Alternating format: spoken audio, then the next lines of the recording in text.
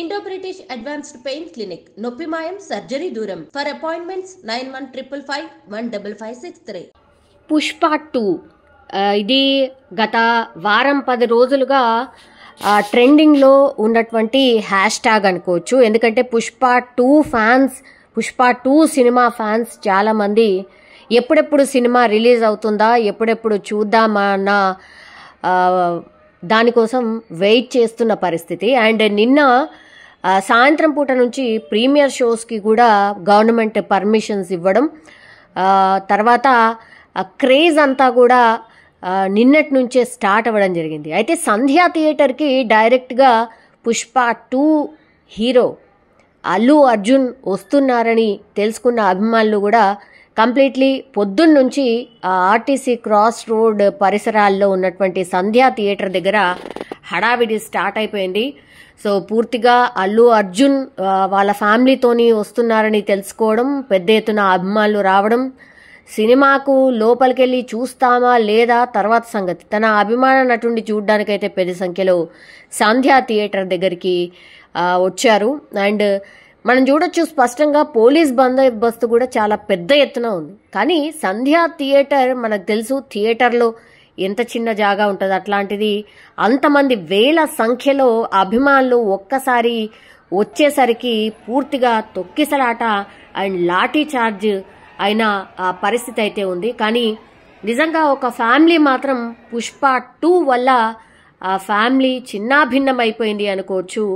ఎందుకంటే దిల్సుఖ్ నగర్ ఏరియాకి చెందిన రేవతి భర్త భాస్కర్ అండ్ 2 పిల్లలు శ్రీతేజ్ అండ్ సన్వికతో కలిసి పుష్ప ప్రీమియర్ షో చూడ్డానికని నిన్న ఆర్టీసీ క్రాస్ రోడ్స్లోని సంధ్యా థియేటర్కి వచ్చారు. సో అల్లు అర్జున్ కూడా సంధ్యా థియేటర్కి వచ్చారు కాబట్టి అక్కడ చాలా వరకు కంట్రోల్ చేయలేనటువంటి పరిస్థితికి పోలీసులు కూడా వెళ్ళిపోయిన పరిస్థితి. సో ఆ సమయంలో పెనుగులాట కావచ్చు, తొక్కిసలాట కావచ్చు, ఇదంతా కూడా జరిగింది. పోలీసులు లాఠీ చార్జ్ చేశారు కంట్రోల్ చేయడానికి.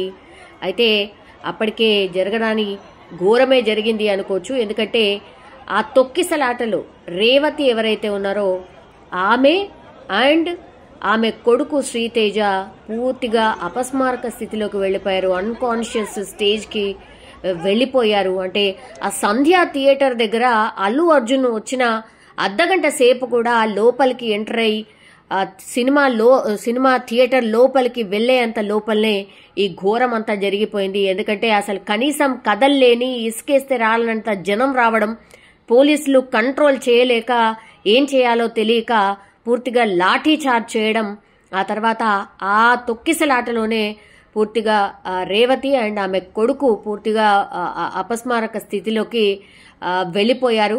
కానీ ఆ హడావిడిలో కంప్లీట్గా ఆ తొక్కిసలాటలో అల్లు అర్జున్ లోపలికి వెళ్ళిపోయిన తర్వాత అందరూ పక్కకు జరిగిన తర్వాత కానీ అక్కడ ఏం జరిగిందో తెలియలేదు.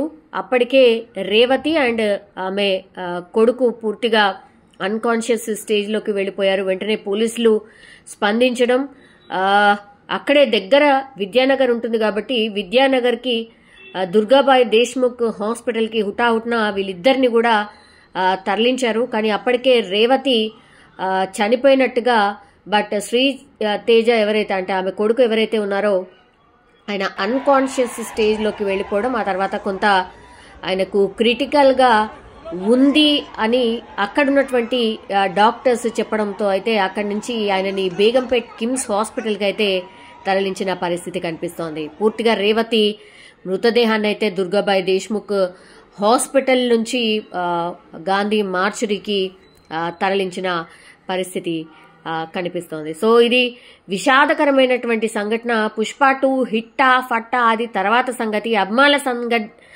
సందడి తర్వాత సంగతి. బట్ పోరాని ప్రాణాలు పోయాయి, ఒక కుటుంబం అయితే చిన్నాభిన్నమైపోయిన పరిస్థితి అయితే స్పష్టంగా కనిపిస్తోంది. అక్కడ ఉన్నటువంటి అభిమానులు కూడా ఈ ఇన్సిడెంట్ చూసిన తర్వాత షాక్ అయిపోయిన పరిస్థితి కూడా కనిపించింది. బికాజ్ ఎవరు కూడా అనుకోలేదు ఇట్లాంటి తొక్కిసలాటలో ఒక 2 ప్రాణాల మీదకి వస్తుంది కానీ కూడా ఎవరు అనుకోలేదు.